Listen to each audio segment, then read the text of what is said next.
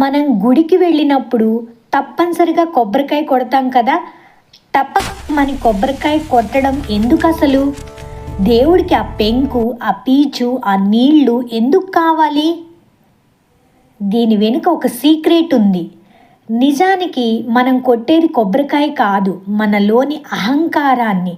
అవునండి, కొబ్బరికాయ పైన ఉండే గట్టి పెంకు మన తల పొగరికి గుర్తు, పైన ఉండే పీచు మన కోరికలకు గుర్తు.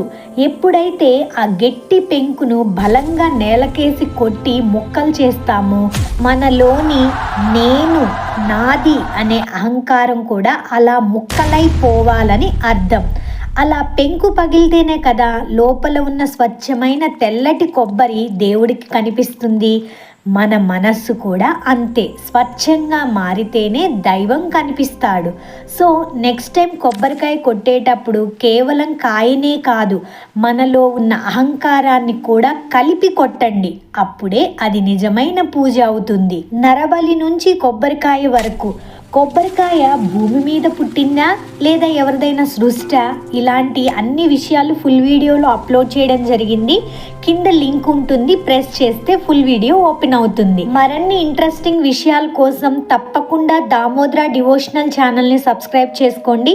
అలాగే ఈ వీడియో నచ్చితే ఒక లైక్ కూడా చేయండి.